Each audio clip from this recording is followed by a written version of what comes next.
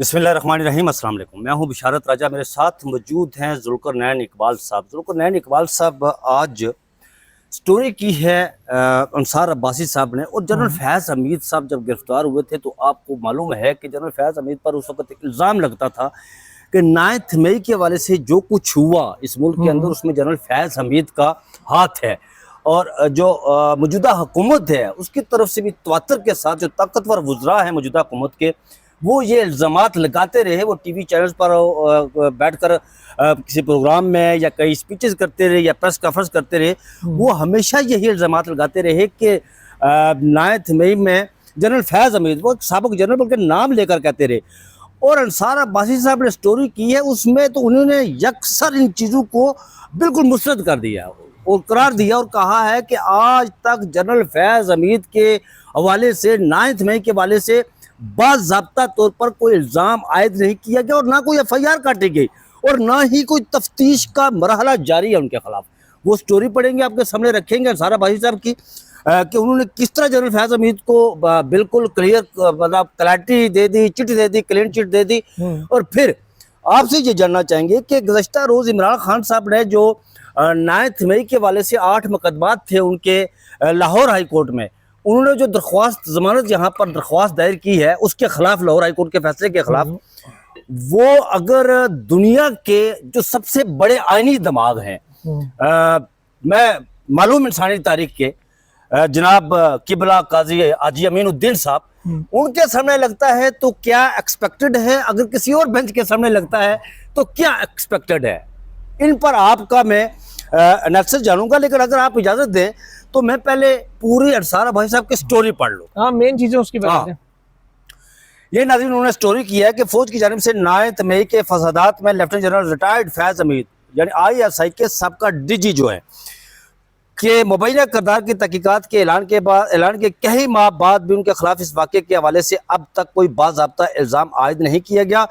नाम ज़ाहिर न करने की शर्त पर एक सिक्योरिटी अहदेदार ने बताया। सिक्योरिटी अहदेदार से मुराद ये है कि अंसार अब्बासी साहब का जो ताल्लुक है, जो रेफरेंस उनका अपने जो ज़राए हैं, वो आला सिक्योरिटी अहदेदार हो सकते हैं। ठीक है, उन्होंने ये बताया कि जनरल फैज़ के केस में कुछ नहीं है। ये एक ज़ाहिर है जो अंसार अब्बासी साहब के जो सिक्योरिटी ज़राए है वो कोई कैप्टन रैंक के तो हो नहीं सकते ना। ठीक है, आगे चलते जाए। हाँ, उन्होंने ये कहा है। और गुज़श्ता साल पाक फौज के शोबा तलकात आमा ने बताया था कि जनरल फैज़ पर सियासी सरगर्मी में मुलव्वस हुए, उन्हें ऑफिशियल सिगरेट्स एक्ट के खिलाफ वर्जी, इख्तियारात के नाजायज़ इस्तेमाल और रियासत को नुकसान पहुँचाने के इल्ज़ामात के तहत कार्रवाई की गई है। ताहम बाज़ वफाकी वज़रा की जानिब से उनका नाम 9 मई के वाक़यात से जोड़ने के बावजूद इस मामले में उन पर बाज़ाब्ता तौर पर कोई इल्ज़ाम आयद नहीं किया गया और ना कोई FIR काटी गई है। ये भी कहा गया कि अब तक जितना भी रिकॉर्ड देखा, उनके वकील जो है उनसे उन्होंने बात की है अली इशफाक से, तो वो कहते हैं कि अब तक जितना भी रिकॉर्ड देखा गया या पढ़ा गया है, इसमें ऐसा कुछ भी नहीं जो जनरल फैज़ का इस वाक़े से ताल्लुक ज़ाहिर करे। उन्होंने मज़ीद कहा कि अगर ऐसा कुछ होता भी तो वो इसी सूरत सामने आ सकता है जब बाज़ाब्ता फ़र्द जुर्म आयद की जाए।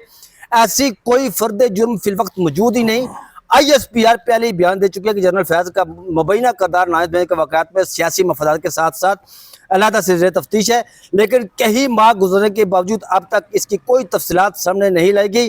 कबल अजी रिपोर्ट्स में कहा गया कि जनरल फैज़ के सियासी शख्सियात से वसी रवाबत थे जिनमें तहरीक इंसाफ के रहनुमा शामिल थे, ताहम उन्होंने सियासी मामलात में रहनुमाई करने की तरदीद की थी।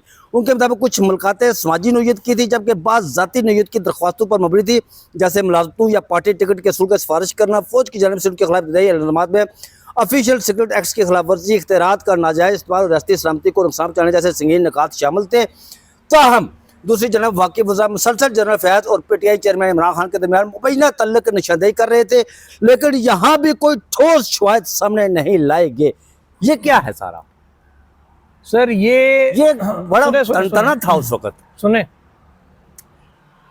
जब फैज़ हमीद साहब को हिरासत में लिया गया था तो वो लिया गया था टॉप सिटी केस में, ठीक है।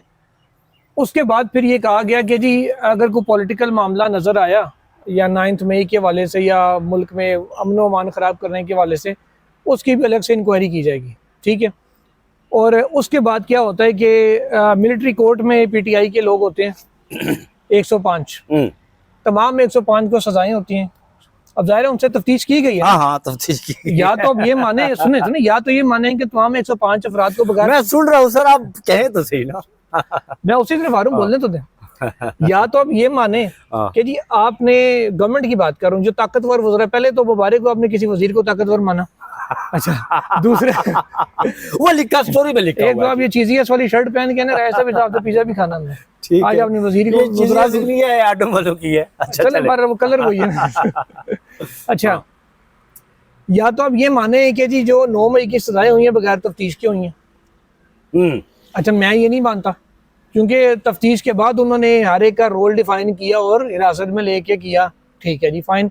अब तफ्तीश खाली ये तो नहीं होती कि ये वहाँ पे था तो उसने ये किया, फिर आपने कड़ियाँ जोड़नी होती हैं। कभी अगर राजा बुशारत ने जाके GHQ में या कोर कमांडर हाउस पे या किसी आर्मी चेक पोस्ट पे अटैक किया है, तो राजा बुशारत ने किसके कहने पे किया? आपने वो कड़ी जोड़नी, डॉट कनेक्ट करना, आपको भी पूछेंगे ना। हाँ जी, बिल्कुल, बिल्कुल। राजा साहब तुसी की लैंड गए जी। तुसी कहोगे मैंने फलाने किया सी, या फलां को मैं उसके साथ गया था, उससे पूछो उसको किसने कहा था। वो कड़ी जुड़ती है और वर्ड पे आएगी जनाब, आनी चाहिए थी PTI की लीडरशिप के ऊपर। ठीक है, आज इस तरह सुने सर, वो आनी चाहिए थी लीडरशिप के ऊपर। ठीक है, कि जनाब ये फलां MNA मुझे अपने हल्के का लेके गया, या फलां MPA लेके गया, या फिर फलां पार्टी लीडर ने डायरेक्शन दी हमें व्हाट्सएप पे या कॉल पे या वहाँ तकरीर में, या यास्मीन राशिद ने किसी ने कहा जनाब चलो जी चढ़ दौड़ो। ठीक है, उनको भी पकड़ा जाता है भाई कि जब नीचे वाला आ रहा है तो वो कैसे नहीं आ सकते, फिर वो भी उसमें आते। वो फिर आगे तफ्तीश होती तो कहते थे मुझे इमरान खान ने कहा। ठीक है, जैसे कि वो टेबल के नीचे बैठे बंदे ने कहा था। बिल्कुल, ठीक है, सुनते जाए। फिर वो इमरान खान से मोबाइल उनका फ्रांजिक हुआ, वैसे सब कुछ हो गया, कुछ नहीं मिला था। वरना आज तक इमरान खान के मोबाइल से लोग पता नहीं क्या पोर्न वीडियोस भी निकाल के ले आते अगर कुछ होता तो। जी बिल्कुल ऐसा ही। वो मतलब वो एक मौलवी साहब के मोबाइल से निकली थी यार, एक मुफ्ती साहब के ऊपर कत्ल का केस उसका। अच्छा, आगे चलते हैं। वो सारी बातें आती और फिर फ्रांसिक होता, उनके राब्ते एस्टेब्लिश होते, फिर फैज मीर साहब के ऊपर भी आता। अगर ये सारी बात कहानी दुरुस्त होती तो, लेकिन क्योंकि इसमें दुरुस्तगी नहीं थी, तो 9 मई के लोगों को आर्मी ने सजाएं दे के, मिलिट्री कोर्ट्स ने, अब वो सारे जिलों में उनकी अपीलों के ऊपर मामला चल रहा है कि वो आर्मी की विद इन दी आर्मी उन्होंने करनी है या बाहर हाई कोर्ट में करनी है। KP वालों ने तो हाई कोर्ट्स में कर दी है। जब वहां से एक क्लीन चिट आ गई ना कि उनका कुछ नहीं मिला, उनसे आगे फर्दर किसी लीडर को नहीं पकड़ा गया, तो जब किसी ग्राउंड लेवल के या डिस्ट्रिक्ट लेवल के या आप कह लें कि MNA MPA लेवल के किसी बंदे का ट्रायल नहीं हुआ वहां पे, इसका मतलब है उसके ऊपर भी किसी का नहीं हो सकता, क्योंकि नीचे के सबूत नहीं मिले जो कहें कि जी मुझे उसने कहा है। तो ऊपर वाले को अब कैसे पकड़ते, फिर आगे उससे ऊपर को कैसे पकड़ते? तो 9 मई के वाले से ये ख्वाहिश तो बड़ी थी लोगों की। आपको याद होगा जब फैज मीर साहब गिरफ्तार हुए तो वुज़रा ने और बहुत से साफियों ने, मियां जावेद लतीफ तो आज भी कहते हैं ना जी, सर उनके कहने से कुछ नहीं होता। बहुत से वुज़रा ने और बहुत से नाम नया साफियों ने उन्होंने कहानियां घड़ी बहुत सारी कि जनाब अब तो वो जो जुडिशरी में हेर फेर करते रहे, पनामा में उन्होंने कोर्ट्स मैनेज किए, इस पे भी उनको तुना जाएगा, ये भी किया जाएगा, वो भी किया जाएगा। किथे गए? किथे?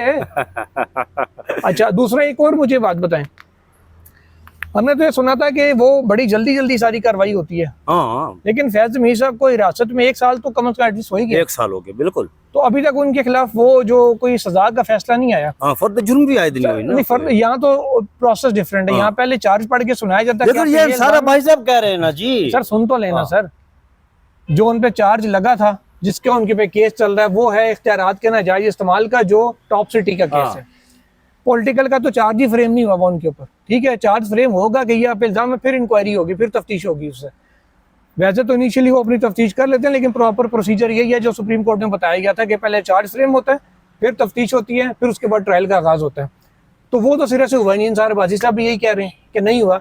अब आती है चीज़ इंटरेस्टिंग, ये जो ख्वाहिशात लिए बैठे थे, आपको याद है 26 नवंबर का एहतजाज था तो कहा गया था, बहुत से लोगों ने स्टोरियाँ की थी, बहुत से साफियों ने, कि जनाब वो व्लॉग भी किए, टीवी में भी बोले कि बस ये भी फैज मीर की उम्र का फैसला आने वाला है। बिल्कुल बिल्कुल। या 26 नवंबर से पहले उसको फांसी हो जानी, सारी तरह डिफ्यूज हो जानी। अल्लाह किथे गई उम्र कैद, किथे गई फांसी, किथे गई, कट के ले आओ।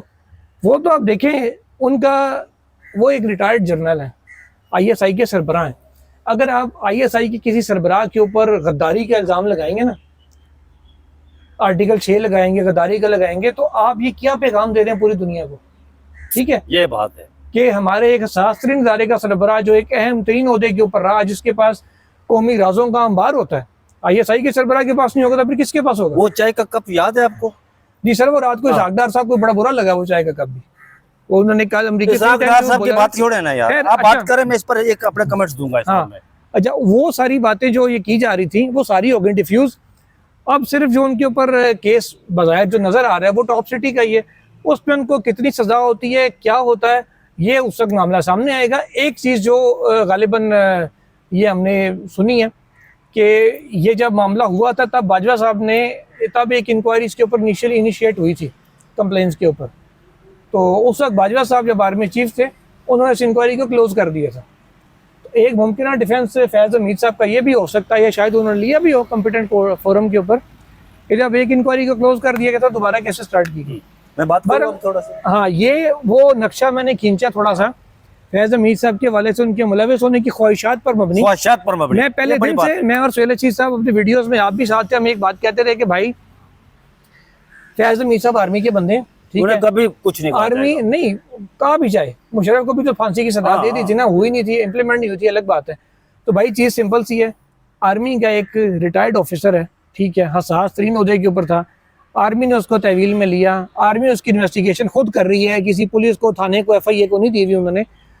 वो जो चीज़ उनके, जितने उनके पास राय है ना, पुलिस और किसी के पास नहीं है, ठीक है, वो जो चीज़ डिग आउट करके निकालेंगे, जो सबूत निकालेंगे और वो जब पेश करेंगे, वो DGI SPR ने कई मरतबा प्रेस रिलीज के जरिए उनका हिरासत में लेना भी बताया, आगे जो कार्रवाई हुई उससे भी आगाह किया, अब भी जो होगा वो आपको बता देंगे। आप बिला वजह की क्या सराइयां करके जो है वो, लेकिन एक कसूरवार किसी को ना करे, ना किसी को बेगुनाह करे। जुल्करनैन साहब, एक बात है, जो आपने ख्वाहिशात की बात की ना, मैं आपको बताता हूँ कि आपको टॉप सिटी का नाम लिया आपने। शौकत अजीज सिद्दीकी साहब ने जब यहाँ पर केस दायर किया सुप्रीम कोर्ट ऑफ पाकिस्तान में, तो काजी फाइज ईसा साहब उसकी उनकी सरबराही में ये केस सुना जा रहा था, जो पाकिस्तान की अदलिया की तारीख के एक स्याह रो काजीउल कज़ा रहे, उनके फैसले तारीख का हिस्सा बन चुके हैं, और उनके बहुत सारे लोग जो उनके करीब थे, क्या वो कहते हैं, इस पर मैं पीर वाले दिन एक आम शख्सियत का इंटरव्यू करूंगा, मैं बताऊंगा आपको क्या उसमें मामला हुआ है। लेकिन आपको याद होगा कि जब काजी फाइज ईसा साहब, जब ये शौकत अजीज सिद्दीकी साहब के वकील दलाइल दे रहे थे, टॉप सिटी वाला मामला चल रहा था, तो वहां पर काजी फाइज ईसा साहब कह रहे थे जी ठीक है, जनरल फैज हमीद का नाम आ गया, लेकिन इसका बेनिफिशियरी कौन है? वो बात यानी इस बात को लेकर जा रहे थे इमरान खान साहब तक। हाँ जी। और काजी फाइज साहब बुग़्ज़ इमरान में वहां पर वो फैसले करते थे, उन्होंने जितने भी फैसले दिए, उन्होंने नून लीग और पीपल्स पार्टी के तर्जमान की हैसियत से, मुनसिफ आला की हैसियत से नहीं, और बुग़्ज़ तहरीक इंसाफ, बुग़्ज़ इमरान में उन्होंने फैसले दिए हैं, और वो उसको वहां तक लेकर जा रहे थे। और फिर मैं नाज़रीन आपको बताऊं कि जिस तरह ये राजा साहब का अकलौता दावा नहीं है, राना सनाउल्लाह ने ये बात कही है ना, हाँ, कि उन्होंने तो अपना गुस्सा उतारा है। और जो अंसार अबाई, अब देखिए धीरे धीरे अंसार अबाई साहब जिस हवाले से भी स्टोरी करते हैं, आपको पता है कि कहाँ से वो स्टोरी होती है। अब चीजें ये सामने आ रही हैं, कोई भी क्लीन चिट दे दी गई है आज जनरल फैज हमीद को 9 मई के जुड़े वाकयात के साथ। और फिर जिस तरह मियां जावेद लतीफ कहते थे कि जी ये अदारे के अंदर से इमरान खान को सहूलतकारी मिल रही है, और ये सहूलतकारी फैज हमीद दे रहा है। अब वो सहूलतकारी तो बढ़ गई ना, अब तो पीछे बाकी कुछ भी नहीं रहा। नाज़रीन एक बात आपको और बता दो, उन्होंने तो और भी दावा किया था कि जब मैंने कहा मेरा हल्का खोलें, तो उन्होंने कहा फिर नवाज शरीफ का भी खुलेगा, और राना सनाउल्लाह समेत सब ने कहा कि बे गल की नहीं की थी तेन, तो आज तक नाम नहीं बता सके मुझे किसने कहा। एक और बात आपको मैं बताता चलो, उसके बाद अगले स्टोरी पर आऊंगा मैं जुल्करनैन इकबाल साहब से। आप फौज के किसी आला अफसर से मिलें, आप फौज के किसी कैप्टन रैंक से किसी भी बंदे से मिलें, तो वो फौज के अंदर आज भी आइडियल करते हैं जनरल फैज हमीद को, आज भी आइडियलाइज करते हैं कि जनरल फैज हमीद एक बहुत स्मार्ट किस्म का एक अफसर था। बहरहाल ये उनके लोगों की अपनी ज़ाती राय हो सकती है। आगे चलते हैं जुल्करनैन इकबाल साहब, ये जो सुप्रीम कोर्ट ऑफ पाकिस्तान में, नहीं उधर नहीं जा रहे हैं, मैं स्टोरी की बात कर रहा हूँ, जो दरख्वास्तें दायर की गई है इमरान खान साहब की जमानत के हवाले से, जो लाहौर हाई कोर्ट ने रद्द कर दी थी, उसके अगेंस्ट आए हैं, ये 8 मुकदमा थे। अगर वो मालूम इंसानी तारीख के, ये बताए पहले उनके सामने केस शॉर्ट में आपको बता देता हूँ, दुआ करें अगले हफ्ते केस ना लगे। अच्छा, क्यों? अगले हफ्ते राय साहब 2-3 मेंबर बेंच है। एक है जस्टिस मंसूर अली शाह साहब, जस्टिस मुनीब अख्तर और जस्टिस आयशा मलिक का।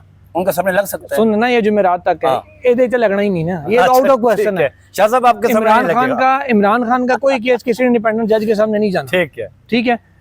दूसरा अमीनुद्दीन खान साहब का एक 3 मेंबर बेंच है, उसमें वो सादा बेंच आईनी नहीं है। अच्छा, अमीनुद्दीन खान सामने लग सकता है। सुना अमीनुद्दीन खान साहब, शाहिद बिलाल हसन साहब और शफी सिद्दीकी साहब। क्या कमाल है जनाब। ठीक है, आप शफी सिद्दीकी साहब बेचारे अकेले क्या कर लेंगे, वो भी इंडिपेंडेंट आदमी है।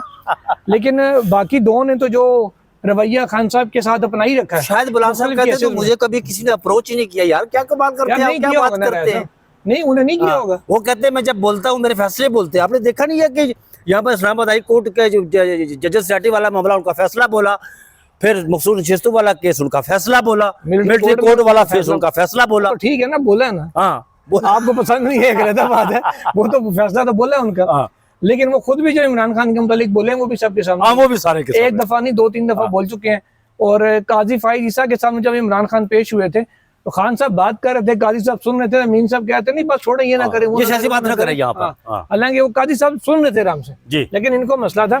तो वो उनका भी एक बेंच है, तो दुआ करें कि वो शाह साहब के पास तो लगना नहीं है, दूसरे को भी ना लगे। अगर दूसरे को लग गया फिर वो उन्होंने कहना है क्या है? नहीं, उन्होंने कहना 4 माह की डायरेक्शन पहले हुई है, उम्र से भी 2 गुजर गए हैं, तो उनके रखो बकायदा 15 दिन से फैसला करो। वो इसमें क्या है, वो उधर से, अब मेरा नहीं ख्याल कि आप किसी अच्छी की उम्मीद रख सकते हैं उनसे। तो उनके सामने केस लगाने से बेहतर है कि आप मतलब चले, मैं क्या बात वही है। जुल्कर साहब आपका बहुत शुक्रिया। बात वही है नाज़रीन, आपको बताते हैं कि यहाँ पर एक दफा ये हुआ कि यहाँ पर काजी फाइज साहब ने कहा कि मैं बेंच बनाता हूँ तो कोई जो प्रेडिक्ट नहीं कर सकता कि फैसला क्या होगा। तो मैं सामने खड़ा था, आपको पता है, मैंने इससे कहा सर मुझे पता है, मैंने भी हाथ खड़ा किया था तकरीब में, मैंने कहा कि मैं प्रेडिक्ट कर सकता हूँ कि फैसला क्या आएगा।